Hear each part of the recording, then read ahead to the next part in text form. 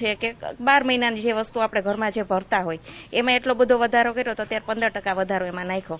તો આજે અમારે શું સમજવાનું, ગૃહિણીઓને અમારે શું સમજવાનું? સરકાર તો કોઈ વસ્તુ આ જોતી જ નથી. આ બધું સરકારને ધ્યાન, વરસાદ જે પડે છે કમોસમી છે એ કુદરતી છે, તો આજ કુદરતી છે તો એનું જે મેનેજમેન્ટ કરવું એ સરકારે કરવાનું હોય અને પ્રજા ઉપર ભાર ન આવે એ સરકારે જોવાનું હોય. એક બાજુ તમે જોવો તો આવક નથી, ધંધા નથી, છોકરાઓ બેરોજગાર છે, ભણે છે છતાં બેરોજગાર, કે નથી ક્યાંય ધંધો, કે નથી નોકરી, કે નથી બજારમાં પૈસો.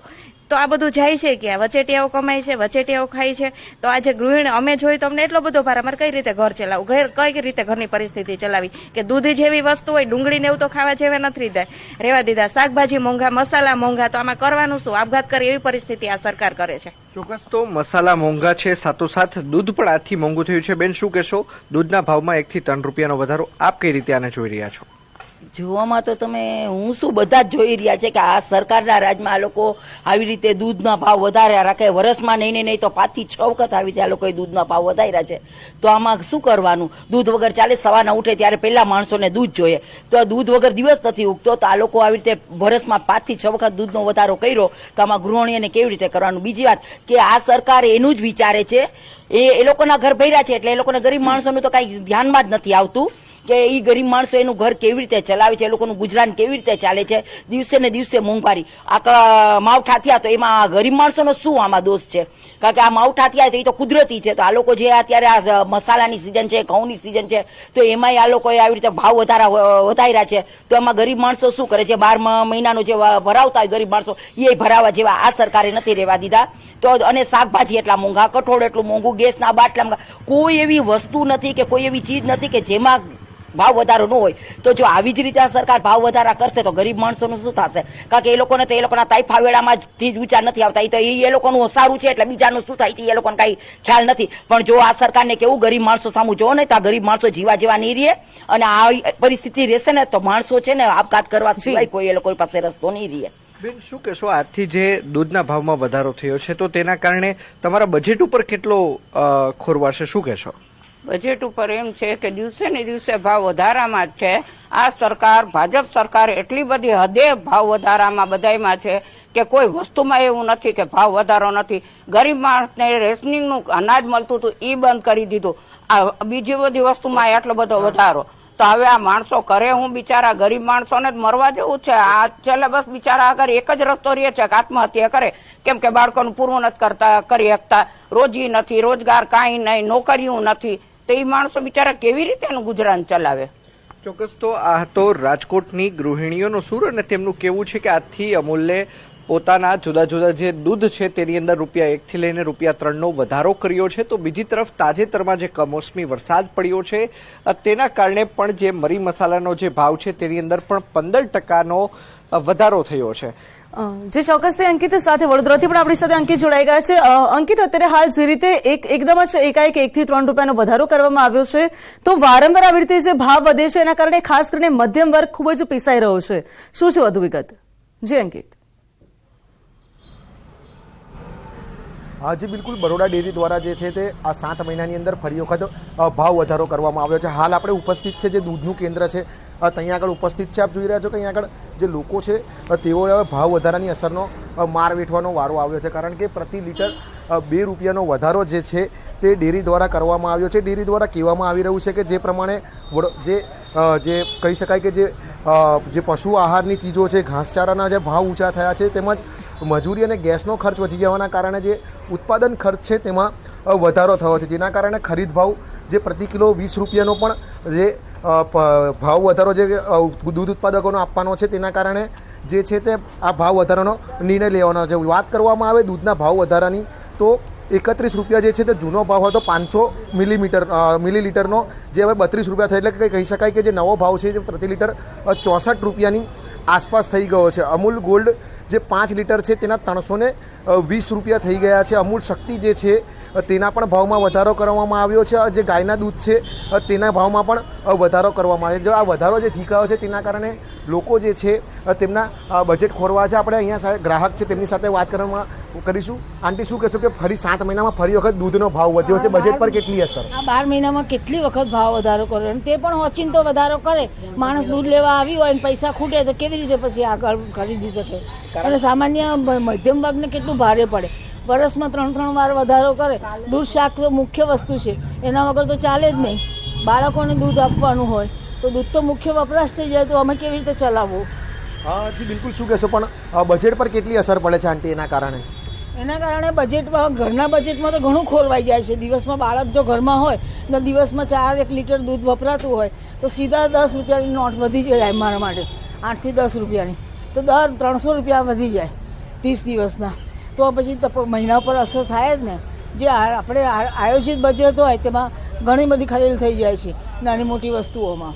હાજી, બિલકુલ. જે નાની મોટી વસ્તુઓ છે તેની અંદર આયોજનની અંદર ખલેલ પહોંચી જાય છે. સાથે સાથે દૂધનો ભાવ વધવાના કારણે જે દૂધની જે બનાવટો છે તેની અંદર પણ ભાવમાં વધારો થયો છે. એટલે કહી શકાય કે જે પ્રમાણે ડેરી અચાનક જે ભાવ વધારો કર્યો અને જે 7 મહિનાની અંદર બીજી વખત જે ભાવ વધારો કર્યો છે તેની અંદર ગ્રાહકોની અંદર રોષ છે, કારણ કે લોકોના બજેટ ખોરવાય છે અને તેના કારણે હવે ડેરી જે છે તે ફરી વખત ભાવ વધારો ન કરે તેવું લોકો કહી રહ્યા છે. પરંતુ હાલ જે ભાવ વધારો થયો છે તેના કારણે લોકોના ખિસ્સા જે છે તે ખાલી થઈ રહ્યા છે. જી ચોક્કસથી. સાથે રાજકોટથી પણ અંકિત જોડાયેલા છે આપણી સાથે. અંકિત, અત્યારે હાલ જે રીતે આ ભાવ વધારો થયો છે, 1 વાર 2 વાર નહીં પરંતુ 3 થી 4 વાર એકાએક આવી રીતે ભાવ વધારો કરવામાં આવે છે, જેના કારણે ખાસ કરીને જે વાત કરી કે ગૃહિણીઓનું બજેટ ખૂબ જ ખોરવાતું હોય છે અને આનો માર સૌથી વધારે મધ્યમ વર્ગની જે મહિલાઓ છે તેઓને ક્યાંક પડતો હોય છે. જી ચોક્કસ દાનવી, આપણી સાથે રાજકોટની ગૃહિણીઓ છે. આપણે તેમને જ પૂછીશું કે અમૂલ દૂધ દ્વારા જે આ ભાવનો વધારો કરવામાં આવ્યો છે તે કેટલો તેમને તેમના બજેટ ઉપર અસર કરી રહ્યો છે. સાથોસાથ હાલ અત્યારે સૌરાષ્ટ્રની અંદર મરી મસાલા, અનાજ, કઠોળ ભરવાની પણ સિઝન છે, ત્યારે તેમાં પણ કેટલો ભાવ વધારો છે? બેન, શું કહેશો? કાલ રાતથી જે અમૂલ કોથળીના દૂધમાં જે ભાવ વધારો જોયો તો ત્યારે તો પેલા અમને એમ થયું કે ના, એપ્રિલ મહિનો છે અને આજ 1 તારીખ છે એટલે કદાચ આ હશે. પણ આજે સવારથી ખરેખર એપ્રિલ ફૂલ નથી પણ ગૃહિણીઓને બનાવી છે કે ખરેખર સરકારે પોતાની તેજુરી ભરવા માટે દૂધનો ભાર છે એ ગૃહિણી ઉપર મૂક્યો. કારણ કે આજે તમે જુઓ તો છેલ્લા 1 વર્ષથી એટલો બધો એને ભાવ વધારો કર્યો છે કે 5 થી 6 વાર દૂધનો ભાવ વધારો આવ્યો. પણ એ લોકો ગરીબની પરિસ્થિતિ જોતા જ નથી. પોતાના તાઇફામાં પોતે મસ્ત છે, પણ આજે ગરીબની જે પરિસ્થિતિ છે કે આજે નાના બાળકો હોય એમને દૂધ વગર નથી ચાલવાનું, કે આપને ચાની રકાબી વગર નથી ચાલવાનું. ઉઠી અને જ્યારે આંખ ખોલી ત્યારે પેલી ચાની રકાબી પીવાની હોય. ચા પીવા જેવી પરિસ્થિતિ પણ આ સરકારમાં રહી નથી. અત્યારે તમે જુઓ તો આ કમોસમી વરસાદ પડ્યો તો એ તો સરકારનું મેનેજમેન્ટ હોય, સરકારે કરવાનું હોય. કુદરતી કોઈ પણ આફત આવે એનું અમુક ફંડ પણ સરકાર અલગ પાડે છે, તો એનાથી જે પ્રજાને જે પૂરું પાડવાનું હોય એ સરકારે કરવાનું. કારણ કે કોરોના કાળમાંથી પણ આપણે નીકળ્યા છીએ ત્યારે પણ કોઈ સરકારની પરિસ્થિતિ કે કોઈ સરકારે એવી કોઈ લોકો સુધી મદદ નથી કરી. પોતાના તાઇફાના ફોટા સેશન થાય એવું કામ કરેલું છે. કમોસમી વરસાદ છે તો એનાથી પણ એને સરકારને એનું ફંડ હોય એનાથી પ્રજા સુધી કેમ પૂરું પાડવું એ આ ભાજપ સરકારે જોવાનું હોય. તો એની ઉપર પ્રજાનો ભાર ન નાખવાનો. અત્યારે તમે જોવો તો સીઝન છે, ઘઉં છે, મસાલા છે, મરચું છે, હળદર, ધાણા, જીરું, આ બધી 12 મહિનાની વસ્તુ જે ભરવાની. અત્યારે ઘઉંનો કટ્ટો તમે 30 કિલોનો જોવો તો 1000 રૂપિયા થઈ ગયા. એમાં શું કરે ગરીબ લોકો? ખાય કે મરે? તો આવી મરવા જેવી પર. અને બીજું કે ઘઉંના તે એટલા થાય, તો મરચાના અત્યારે 600 ને 700 રૂપિયા છે, તેલનો ડબ્બો 3000 ને પાર છે, બાટલો 1000 ને પાર છે. તો જો આટલી બધી મોંઘવારી આ સરકાર કરે તો આજે નથી ખેડૂતને ભાવ મળતો, નથી પ્રજાને, અમારે ભોગવવાનું, અમારે મોંઘવારી ભોગવવાની, ખેડૂતને માથે રહીને મરવાનું અને સરકાર પોતાની તેજુરી ભરે અને વચેટિયા કમાય. તો સરકારે આનું મેનેજમેન્ટ કરવું જોઈએ. પ્રજાને મારશે તો સરકારે પણ ઝીરો જ થશે. ચોક્કસ. તો તમામ મહિલાઓનો એક જ સૂર છે કે ન માત્ર અમૂલના દૂધના ભાવમાં વધારો થયો છે, પરંતુ સૌરાષ્ટ્રની અંદર હાલ અત્યારે વાર્ષિક મરી મસાલા ભરવાનું તેમજ અનાજ કરિયાણું ભરવાનું જે સમય છે ત્યારે તેની અંદર પણ ભાવ વધારો છે તે જોવા મળી રહ્યો છે ને તેના જ કારણે ગૃહિણીઓનું બજેટ છે તે હાલ ખોરવાયું છે. જી દાનવી. ચોક્કસથી અંકિત જોડાઈ સમગ્ર માહિતી આપવા બદલ આપનો આભાર. તો ધરખમ જે ભાવ વધારો છે દૂધમાં, જે ભાવ વધારાને લઈને તમામ જે લોકો છે, ખાસ કરીને મધ્યમ વર્ગના લોકો પર, તેમના બજેટ પર તેની મોટી અસર થઈ રહી છે. કારણ કે વારંવાર 2 થી 3 રૂપિયાનો વધારો થઈ રહ્યો છે, તેના કારણે ગૃહિણીઓનું બજેટ ખોરવાઈ રહ્યું છે. તો આ સાથે બુલેટિનમાં હાલ સમય છે વિરામનો. આપ જોતા રહો ન્યૂઝ 18 ગુજરાતી.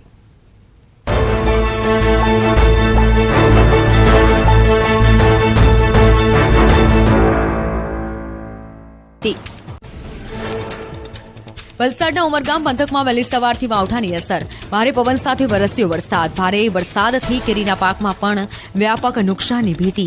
માવઠાથી ખેડૂતોની મુશ્કેલીમાં થઈ રહ્યો છે વધારો. વલસાડ જિલ્લામાં વહેલી સવારથી છવાયો વરસાદી માહોલ. કપરાડામાં પવન અને ગાજવીજ સાથે ધોધમાર વરસાદ. તાલુકાના છેવાડાના ગ્રામ્ય વિસ્તારોમાં વરસાદથી પાક નુકસાનીની ભીતિ. આગામી 2 દિવસ આખરી ગરમી માટે રહેજો તૈયાર. હવામાન વિભાગની 24 કલાક બાદ તાપમાનનો પારો 2 થી 4 ડિગ્રી ઊંચકાવવાની કરી આગાહી. માવઠાની અસર બાદ રાજ્યના તાપમાનમાં નોંધાશે વધારો.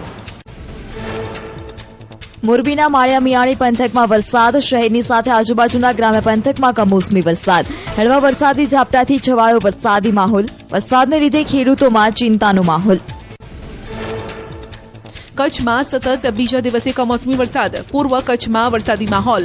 ભચાઉ સામખિયાળી વિસ્તારમાં ભારે પવન સાથે માવઠું. રસ્તાઓ પર વહેતું થયું પાણી. ગરમીને લઈને અંબાલાલ પટેલની આગાહી. એપ્રિલના બીજા સપ્તાહ બાદ કાળઝાળ ગરમી પડી શકે છે. વધુ ગરમીના કારણે આ વર્ષના ચોમાસા પર પણ અસર થાય તેવી સંભાવના. કોરોનાને રોકવા માટે ગુજરાત સરકાર એક્શનમાં. ચીન, સિંગાપોર, હોંગકોંગ, કોરિયા, થાઇલેન્ડ, જાપાનથી આવતા પ્રવાસીઓનો નેગેટિવ આરટીપીસીઆર રિપોર્ટ જરૂરી. હેડ સુવિધા પોર્ટલ પર રિપોર્ટ અપલોડ કરવા આરોગ્ય વિભાગનો અમદાવાદ સુરત એરપોર્ટ ડાયરેક્ટરને પત્ર. અમદાવાદ શહેરમાં ડબલ ઋતુના કારણે રોગચાળો વકર્યો. સોલા સિવિલ હોસ્પિટલમાં રોજની ઓપીડીના 1200 થી 1500 દર્દીઓ. શરદી, ખાંસી, તાવ સહિતના 100 થી વધુ દર્દીઓ હોસ્પિટલમાં દાખલ. બાળકોને સાવચેત રાખવા તબીબોએ વાલીઓને અપીલ કરી. 40 જેટલા બાળકો હોસ્પિટલમાં દાખલ. ભાવનગરમાં H3N2 અને કોરોનાના કેસને લઈને મહાનગરપાલિકાનું આરોગ્ય વિભાગ બન્યું સતર્ક. H3N2ના કારણે એક દર્દીનું મૃત્યુ થયું. તે બાદ સર્વેલન્સનું કામ પૂરજોશમાં. મનપાની ટીમ ઘરે ઘરે જઈને લોકોના સ્વાસ્થ્યની કરી રહી છે તપાસ. મિશ્ર વાતાવરણના કારણે શહેરમાં વધી રહ્યો છે રોગચાળો.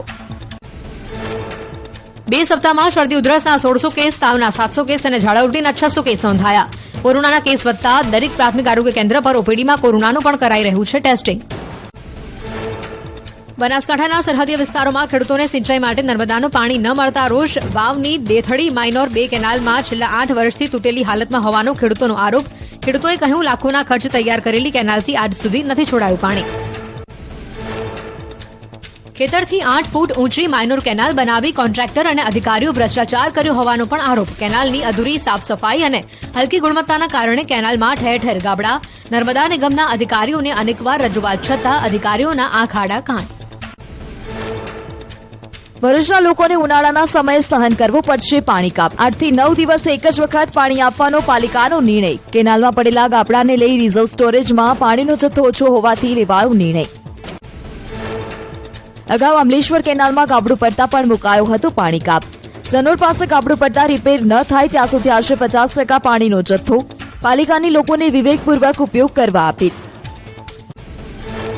બનાસકાંઠાની કેનાલમાં પાણી છોડવા ખેડૂતો પાસેથી મંગાયા પૈસા. બાબરના ખડોસણ માઇનોર કેનાલમાં પાણી છોડવા ગેટમેને મશીન દીઠ 200 થી 500 રૂપિયા માંગ્યાનો આક્ષેપ. પૈસા ન આપતા પાણી પણ ન છોડાતા ખેડૂતોનો વિરોધ. સરદાર સરોવર આસપાસના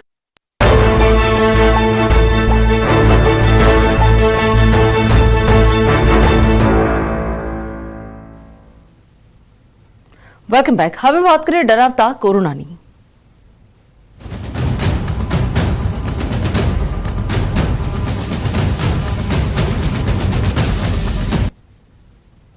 સુરતમાં પણ સતત વકરી રહ્યો છે કોરોના. એક દિવસમાં નવા 31 કેસ નોંધાયા છે. સતત બીજા દિવસે કોરોનાથી એક વ્યક્તિનું મોત નીપજ્યું છે. તો એક્ટિવ કેસોની સંખ્યા 194 ને પાર પહોંચી છે.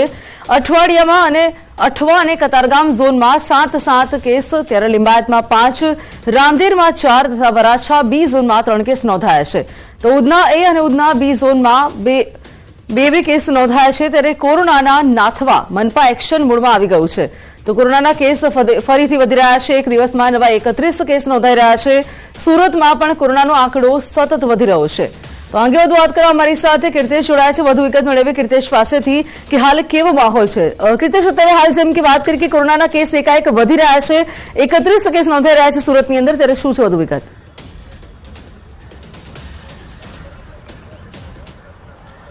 બિલકુલ ગુજરાત સહિત દેશમાં હાહાકાર મચાવનાર કોરોના ફરી એક વખત પોતાનું માથું ઉચકી રહ્યું છે. અજગરી ભરડાની શરૂઆત થઈ ચૂકી છે. ગઈકાલે સુરતમાં 31 જેટલા કેસ નોંધાયા હતા. ખાસ કરીને સુરતનો અઠવા અને કતારગામ ઝોન છે ત્યાં એક જ દિવસમાં 7 જેટલા કેસ મળી આવ્યા હતા. જો કે જે પ્રકારે કેસ મળી રહ્યા છે તેની સામે ગઈકાલે સારવાર દરમિયાન નાનપુરાના એક વ્યક્તિનું કોરોનાથી મોત થતાં તેનું કોરોનાની ગાઈડલાઈન પ્રમાણે અંતિમ સંસ્કાર પણ કરવામાં આવ્યા છે. જે રીતે કોરોનાના કેસ વધી રહ્યા છે તેને લઈને ફરી એકવાર કહી શકાય સુરત મહાનગરપાલિકા એક્શન મોડમાં આવી ચૂક્યું છે. કારણ કે કોરોનાના દર્દીને સારવાર મળે તે માટેના આઇસોલેશન વોર્ડો તૈયાર કરી દેવામાં આવ્યા છે. ખાસ કરીને તમામ હર્બલ સેન્ટરો ઉપર કોરોનાનું ટેસ્ટિંગ છે તે વધારી દેવામાં આવ્યું છે. કહી શકાય ડેલી 900 કરતાં વધારે લોકોનું કોરોના ટેસ્ટિંગ કરવામાં આવી રહ્યું છે અને જરૂર પડે તે તમામ લોકોના રિપોર્ટ છે તેને આગળની કાર્યવાહી કરવામાં આવી છે. હું દ્રશ્ય બતાવવાનો પ્રયાસ કરીશ કે જે આ એ જ બિલ્ડિંગ છે કે જે કોરોનાના સમયે સૌથી વધારે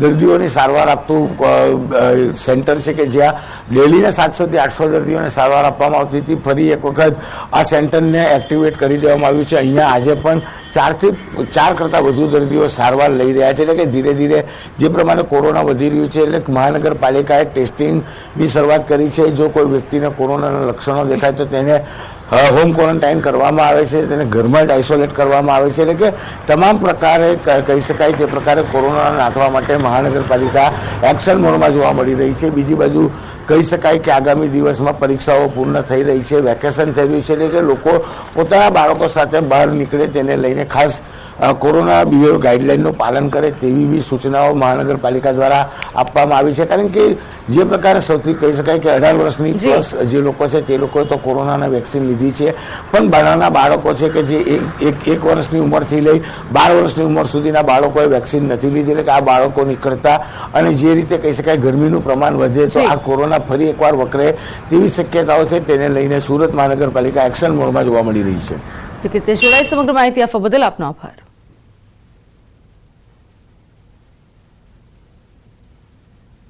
અને હવે વાત કરીએ ખિસ્સા પર આવેલા બોજની.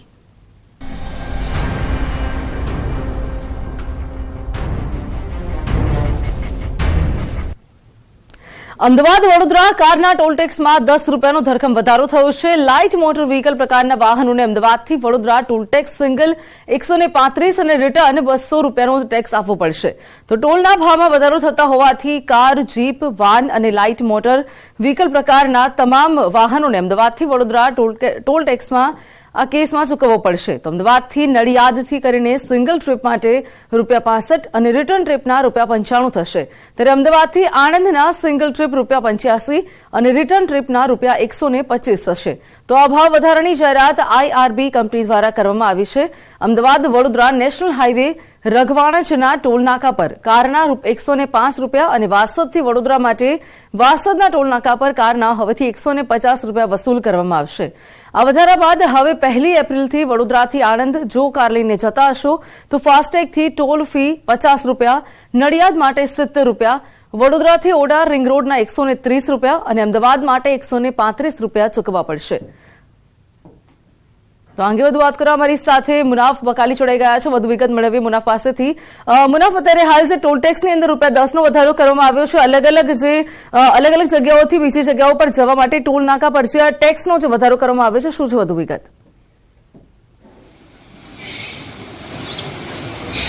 બિલકુલ દાનવી, આપણે અત્યારે ન્યૂઝ 18 ટીમ પહોંચી છે ઉપલેટાના ટોલ નાકા પાસે, જે ડુમિયાની ટોલ નાકો કહે છે, ત્યાંથી કેટલા હજારો વાહનો પસાર થતા ત્યાંથી દ્વારકા, રાજકોટ જે વાહનો પસાર થયા હવે ₹5 વધારો ટોલ નાકામાં કરવામાં આવ્યો છે.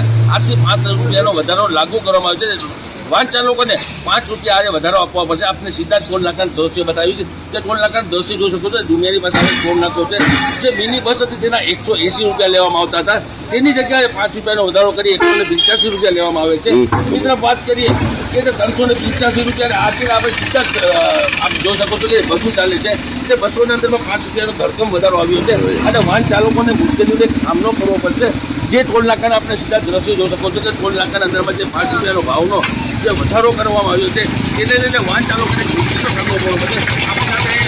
અહીંયા આપણે મેનેજર છે તેની જોડે આપણે વાત કરવાનો કેવા ભાવ લીધા છે અને કેવો ધરખમ વધારો આવ્યો છે.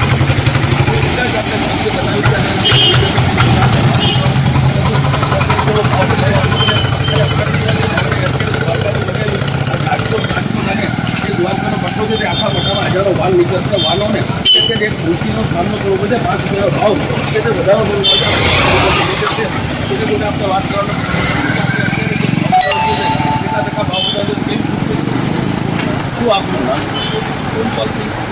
कितना भाव हो रेट कितना बढ़ा है? हर वर्ष की भांति 1 अप्रैल को सभी टोल प्लाजा पे नेशनल हाईवे प्लाजा है उनसे NHAI की तरफ से जिसमें रेट रिवाइज होती है उसी के रोल्डिंग हमारे यहाँ पे भी सभी क्लास के 5-5 रुपये बढ़ेगी। पहले कितना मेरा किराया कितना था? पहले जो कार का था 110 रुपये का था वो 115 रुपये हो गया था। हर क्लास में ऐसे ही है, फास्ट ट्रैक से हर उसमें 5-5 रुपये बढ़े हुए हैं। LCV का जितना था उसमें 5, ट्रक का MAV का उसी हिसाब से हर क्लास में 5 रुपये बढ़े। छोटी गाड़ी होती है उसका कितना बढ़ा? छोटी गाड़ी का 5 रुपये बढ़ा। तो फास्ट टैग में कितना फायदा होता है? फास्ट टैग में 50% होता है। कैश में जो करवाता है उसका भी पेनल्टी डबल चार्ज होता है और फास्ट टैग में आधा पे करना पड़ता है। फास्ट टैग में जो મુનાફ જોડાઈ સમગ્ર માહિતી આપવા બદલ આપનો આભાર. ભારતનું વૈવિધ્યપૂર્ણ સાંસ્કૃતિક સ્થળ એટલે નીતા મુકેશ અંબાણી કલ્ચરલ સેન્ટર. દેશના સૌપ્રથમ બહુશિસ્ત કલ્ચરલ સેન્ટરને ગઈકાલે ખુલ્લું મૂકવામાં આવ્યું. અંબાણી પરિવાર સહિત ફિલ્મી, રમતગમત ક્ષેત્ર તેમજ દેશ વિદેશની મોટી હસ્તીઓ હાજરી આપી હતી. કલ્ચરલ સેન્ટરમાં દેશ અને વિશ્વ સમક્ષ ભારતના શ્રેષ્ઠ સંગીત, નાટ્ય, લલિત કળા અને હસ્તકળાને પ્રદર્શિત કરવામાં આવી. નીતા મુકેશ અંબાણી કલ્ચરલ સેન્ટરમાં તમામ કળાઓ એક સાથે એક મંચ પર જોવા મળ્યા. ઉદઘાટન કાર્યક્રમમાં સ્વદેશ નામનું ખાસ curated art and craft exhibition છે. તેની સાથે 3 શો પણ રાખવામાં આવ્યા, જેમાં the great Indian musical civilisation 2, national India in fashion અને સંગમ નામના વિઝ્યુઅલ શોનો પણ સમાવેશ કરવામાં આવ્યો. આ ખાસ પ્રસંગે નીતા અંબાણીએ જણાવ્યું કે આ કલ્ચરલ સેન્ટરને સાકાર કરવું તે એક પવિત્ર યાત્રા રહી છે. આ શોમાં જવા માટે તમે પણ ટિકિટ બુક કરી શકો છો. nmacc.com અથવા તો બુક માય શો પર ટિકિટ બુક કરાવી દેશની સંસ્કૃતિને તમે પણ માણી શકો છો. I think at this moment my heart is full. I'm at a loss for words, but I think Mukesh and me had dreamt about having a cultural center in India comparable to the best in the world. And hopefully today is a reality. I'm so looking forward to welcoming everyone to the cultural center in Mumbai. I think that for this arts and cultural center that Neeta has gifted not only the city of Mumbai but India, it really marks India's coming of age in this new India and the new era that we have. And we now have the infrastructure to produce world-class content. We have the infrastructure to invite everybody else from the rest of the world to come to Mumbai. And with that, I hope that one day we have original shows that are produced by Indians and Mumbaiites here, and we go with a show from here to Broadway. તો આ સાથે હાલ બુલેટિનમાં બસ આટલું. વધુ સમાચાર અને update